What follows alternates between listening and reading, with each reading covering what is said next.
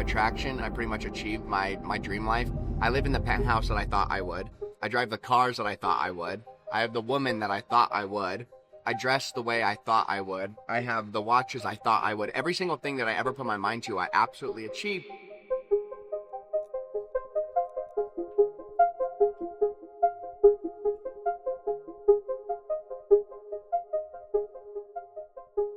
Occasionally, I have these waves. And the reason I even want to talk about this, even though it's a little fruity, is some of you guys are probably dealing with the feelings that I deal with on a bi-weekly or maybe even a daily schedule, where you are incredibly demotivated, even past demotivatedness, to the point where you seriously do not want to work. And you also have new feelings coming in of, is the work that I'm even doing actually working? Is the steps that I'm taking that I thought maybe a couple of days ago were progressing me, are they even worth doing? You start overthinking, everything that you've done. Me, for an example, yesterday, I was really stressed out about all the funnels that I had, the different marketing acquisitions that we were running for the creators, all of the, people that we have working on our team. I was just completely stressed out about the fact that, is everything that I'm even doing, is it even working? And I didn't know what to do, and I was stressing out. I was having a lot of terrible just feelings yesterday. And I was expressing in the video yesterday, I didn't even pick up the vlog because of it. And I picked up the vlog and I was just talking myself through it. And I think it's a part of the journey where the amount of work that you do occasionally will feel like you're doing it for no reason at all. And I'm here to just tell you that those phases absolutely pass. And that's what I was expressing when I was holding my vlog camera yesterday and I was filming it, is I know I'll feel fine tomorrow. So what am I going to do now instead of being a pussy and just putting down the work? What am I going to do now to at least get through the day? This is when a lot of people will get up and they will go and play video games. And I see a lot of people in my education program that are playing video games. And I will take a screenshot of it. I hold people accountable. And I'll take a screenshot. What are you playing video games for? You're broke. You have no money at all. You have no money. You have no women. You don't have a fucking penthouse. You don't have a Lambo. You have nothing. And you're playing video games. And so in the education program, I hold people accountable. And I go through those moments too. They'll literally tell me, I just don't know what I'm supposed to be doing. And I'm a little stressed that the things that I am doing aren't even worth noting. And they're stressed that the process that they put in place or the work that they're doing isn't actually leading to anything. I have those feelings too. I think people forget that that's what being a human is. You have those type of feelings where you feel like the things that you're doing aren't actually even amounting to anything. So anyway, all of that was yesterday. Today I'm perfectly fine. I woke up motivated as ever, ready to just work and grind. And today was a headache. We have a lot of people on our team that aren't doing what the fuck they're supposed to be doing. And we're working with a couple of contractors that are so fucking unorganized. When they ask you for something, it's not in an organized fashion. It is ridiculous. I have people that are joining the ERT, or not the ERT. I have people joining the education program that I'm literally I'm walking them through the program and giving them a first call. Like, I'm just calling with them and just walking them through it and asking them what they need and yada, yada, yada. And while I'm trying to do this, I'm getting calls from fucking everybody on the team asking me how they do this, how they do this. Nobody is resourceful. So today I kind of broke that down with I had a little weekly meeting with our staff today, and I'm trying to get as many people fixed as I possibly can. But other than that, today's been pretty productive. Actually, today has not been very productive at all, if I'm being honest. We did film a couple VSLs and whatnot for program, and then we are getting ready to check over some of our pages right now. So this one right here is that creator that we onboarded a few days ago on the meeting on the last vlog that you saw. So she got onboarded. Her page is doing around $19,000 to $20,000 a month. When we come in, likely May, she should do probably $40,000 to $50,000. This page here that we started the new strategy on, the mass commenting, within 28 days, we are sitting at about $65,400. So it's almost been an entire 30-day period, and she's already sitting at $65,000 We have another page here that we're having her run pretty much mass content repurposing right now with this one. And she is sitting at $80,000 on the month. And then we have another one here that we have organically grown a few of her pages to 131 million views. So I have a call with two of those creators that are doing the organic content. I'm not a massive fan of the organic content because it requires the models to do something. Anyway, I do have a couple girls that just really do like filming, and I give them a percentage on their tracking links for any traffic that they bring in. Like I said, 130 million views is nuts. So we have just these 4 girls that I showed you. That's like $300,000-$400,000, and they are doing very, very exceptional. So I woke up to at least good news with the video views. Marketing acquisitions are doing great. That mass commenting one that I was discussing is just crazy. In the last 30 days, we've done about 4,000 paid subs. I'm not sure what the chatting ratio is on that, but we're getting ready to cash out, 20K pending. And I also feel like I'm one of the few people that actually shows real live results on every single one of my YouTube videos and my YouTube channels. I think that should amount to the fact that there's a lot of OFM guys out in this space, but none of them are really quite doing it like we are. Anyway, we have lunch being ordered, and I'll pick the camera up as soon as lunch gets here.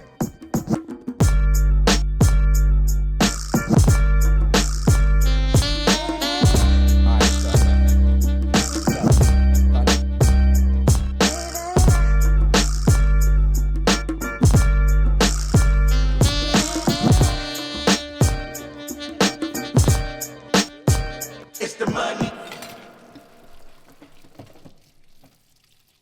Little breakfast of champions. Fucking breakfast of a child. But Waffles with a fucking spoon. yeah, I have to get like 600 grams of carbs in a day.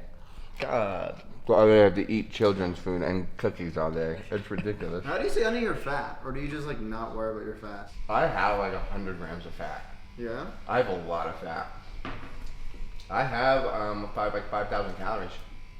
5,000. Yeah, That's your daily intake? Yeah. God. Yeah, I have damn. 5,000 calories, 120 grams of fat. Oh wow. Like I literally can just eat what I want. I'm up though. I'm 185 pounds. Damn, nice. Yeah. That's gotta feel good. Is it safe to say you hate Harry Potter? Hate. No, don't Then- say that. Oh my God. They had to do another challenge where they had to survive in a maze. And He was tricked. He wasn't even supposed to Oh, be. you got tricked? His name was not supposed to be in the Goblet of Fire. Voldemort had Draco Malfoy put his name into the Goblet of Fire so that Voldemort so could he put went his to hands this on him. maze, and he was like tripping over all the branches, He and come then to get you. and then finally found the trophy, and then touched the trophy. It spawned him in Voldemort. As soon as he spawned in that land, Voldemort went, I've been looking for you," and just went like that and fucking pulled him up, choked him, put him in a branch, and just left him there.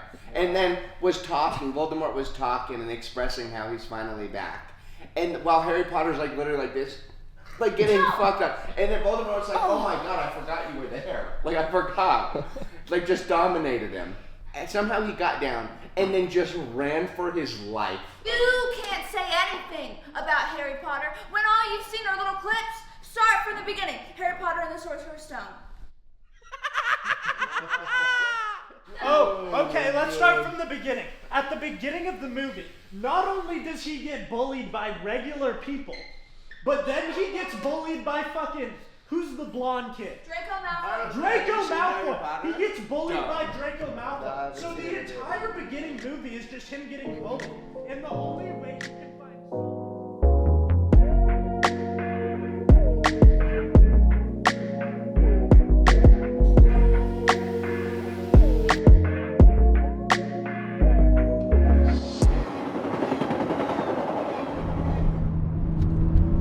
Today is feeding day for the snakes. You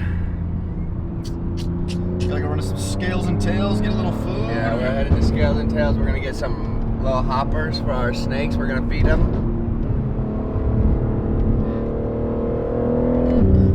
We got Hayden for his birthday some front mounted air intakes. Sick. It's like $3,000, and they go on the front of the car. Yeah. And oh man, you hear the turbos so loud. The whole car just whistles the whole time. Sick. That's It tight. is. Yeah, I'm wanting the set. He'll get his car back on Monday, so we'll get to hear him. Nice. I know, I'm excited to see how those come out.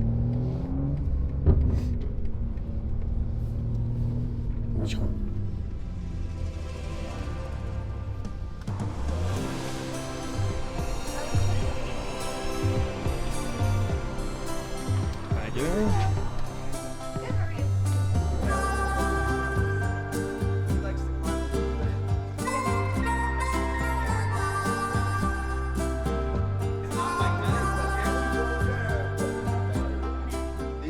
A reticulated python, we say 25 feet. God, 25 feet this big around. Eating pigs. Eating fucking pigs.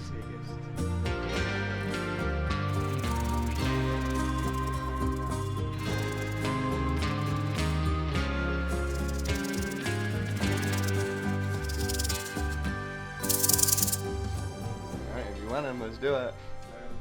I want him. We do? I want him. Alright, we do. Let's do it. Oh, look, a chameleon. Look at him. A chameleon thing? Oh yeah, he up there. I think he's trying to get out. Look at that one. Chameleons are crazy. They were crazy looking. I always forget that they can like just change their color. The color. The color. What's the business? What type of food is it like?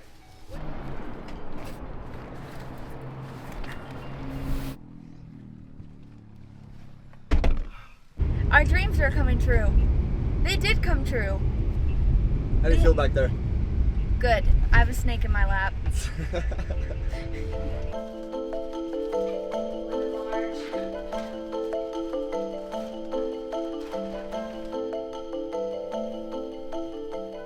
The longest snake in the entire world. You got another fucking snake? This is a reticulated python. He gets to 30 feet long. It's the The biggest snake in the world. You got another snake? longest snake in the entire world. Yeah, this is the world's biggest snake. Hey, guess how old he is? He's only a couple weeks old. You said a couple weeks. And in He one can year, grow up to he'll 8. 10 feet long.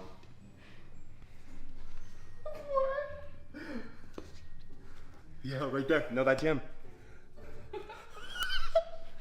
You realize our apartment's only 3,000 square feet, right? He's really sweet. And he's normally they're the most aggressive, mean snakes of all time. They had 2 of them there that are brother and sister, and they're tame. I'm gonna show these guys. They're fully tame. Look, they're coming down. In a year, we need to feed him pigs.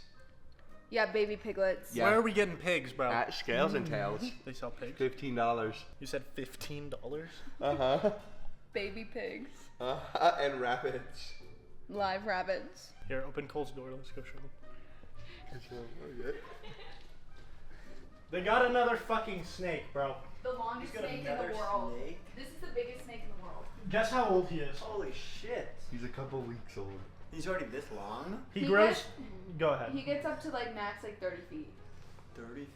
They're gonna have to feed him pigs. Yeah, it's the biggest Yeah, snake in the world. he'll eat pigs. Wow, is he a biter? No, They're he's not? a little bit not. I've never seen a reticulated python not mean. Look at him. No way. On God. Yeah, on God. That's how On big he is? Jesus No. Christ. On God. Yeah, that's. He's they're- only a couple weeks old. These In snakes, 1 year, he'll be 10 feet long. Cole, these How long snakes till it gets full grown are to- bigger than an anaconda. Like this is the bigger than an anaconda. This is the when they're longest full snake in grown. the world. And he was just there for you guys to just pick him up? Yeah. No problem. What's up, YouTube? It's Hayden. Back at it again with another vlog. Tell them what we're doing. Where are we going? We're going to the 2025 Fortnite esports tournament. We got invited by David Goggins. Yep. So we're headed there right now. He had a couple questions for me on, how I run my business. And, he's really trying to get involved. So he's paying me $150,000 a week to, help him grow his personal brand. He asked you who's gonna carry the boats, and you said me. Yeah, I'm carrying the boats. Hunter, you carrying the boats? What? You carrying the boats? Am I carrying the boats? Yeah. Hell no. I pay people. Dude, who's I who's pay carrying the people- boats then? I pay people to Who's gonna carry the boats? I pay them to carry the boats.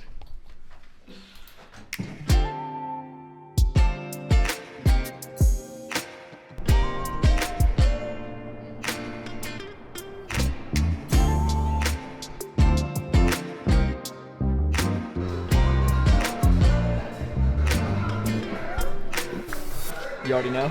Oh, yeah. XXX roll. Gas. It's my favorite.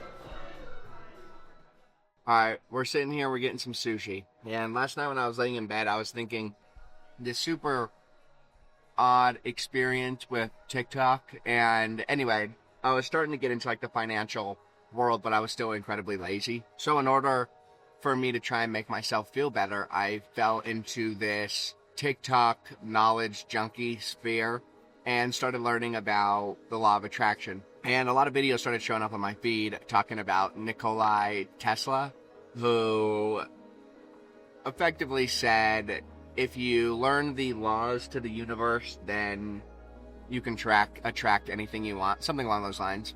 Once I had found this video, I opened up a journal. I started doing a lot of research on, different types of law of attraction. I started off with this journal where I wrote down my ambitions 3 times in the morning, 6 times in the afternoon, and then 9 times at night.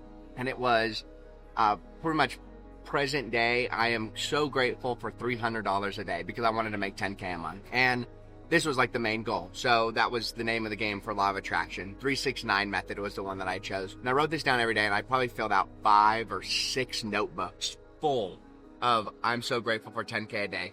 Later on, I ended up getting a little lazy with it. I stopped doing it. Nothing was working. I was trying Fiverr and all these different strategies to make money when I was younger, and none of it was working, so I figured all of this was just bullshit. I then found out on another YouTube video, I think it was Jim Ron or something, and he pretty much just talked about writing down your goals on a piece of paper as if they're present day goals. And some of mine were like, I'm so grateful to have met Elon Musk. I'm so grateful to be making $1 million a month on e-commerce, or I'm so grateful.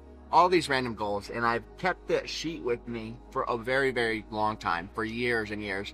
Just recently, I had lost it about a couple months ago. I had just totally lost the paper. But when I reflect on some of the things that I had on there, I've achieved every single one of them.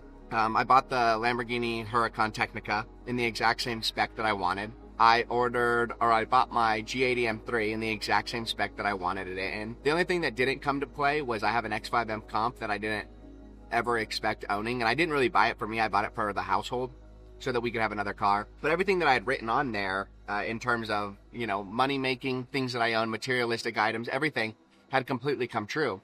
And I came to a realization that I was essentially living through law of attraction in a way that I now understand its components. I realized that manifestation was not a direct attraction through some kind of molecules, etc. When you're young and you believe that. What you realize it is when you consistently put your mind towards something very specific, whether it's a car, whether it's an apartment, whether it's a friendship, whether it's a relationship, or whether it's a house or something materialistic. When you consistently remind yourself of the goal that you're trying to achieve and you put it in present tense, I am grateful for this car. What this does is it's consistently reminding yourself what you're working towards, keeping you on the direct trajectory of getting to where it is that you want to go to begin with. So if I say I really want a car, and then I sit crisscross applesauce and I just continue to manifest this car, but I don't actually do anything, the car will not happen. So you can ostracize law of attraction to some degree, and you can say law of attraction doesn't work. But if I follow 1 + 1 = 2, if I follow these exact steps that lead me to the end goal, if regardless I'm going to get to that end goal, you can ostracize law of attraction.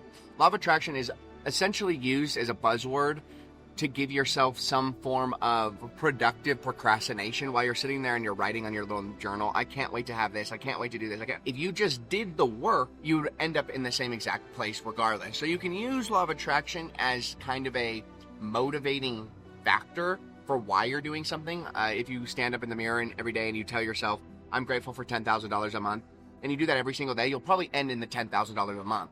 But not because of the mirror, but because you're constantly putting your mind to one subject, leading your thoughts then become actions. Your actions then become a real physical thing. And so I guess you could say I pretty much, using law of attraction, I pretty much achieved my dream life. I live in the penthouse that I thought I would. I drive the cars that I thought I would. I have the woman that I thought I would. I dress the way I thought I would. I have the watches I thought I would. Every single thing that I ever put my mind to, I absolutely achieved, but not because I said it in a mirror, but because my mind was programmed to only thinking about achieving these very specific things. That if 1 + 1 + 1 + 1 = 5, regardless, 1 + 1 + 1 + 1 + 1 = 5, no matter what. So I can either take 10-year increments adding 1, which is what 99% of people do. They add 1 every 10 years. They make one big move every 10 years, which would then give them 1 point. So then in 50 years, they have 5. Does that make sense? 5 big major moves in their life that then leads them to success.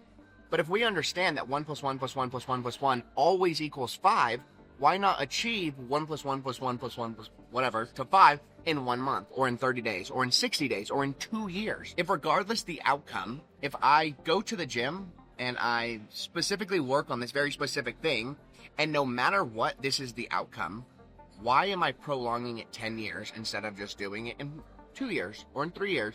And you realize just how fast success can be achieved when you understand the formula to financial success. I've never really understood how some people are able to be so confident in their ability to make money. For an example, Grant Cardone or some of those guys will say, if I went broke tomorrow, I'd be able to make $1 million in 30 days. I always never understood that because I think I got really lucky. Within the last 6 months of my life, I realized that everything that I do is now very precisely driven and analytically driven. That I realized that if I did go broke today, give me about a year and I will be back on my feet making at least $100,000 a month, because I understand that 1 + 1 = 2. And it doesn't matter. I get to decide how long I want to add 1 + 1 to make 2. I can either do it in 30 days or I can do it in 20 years.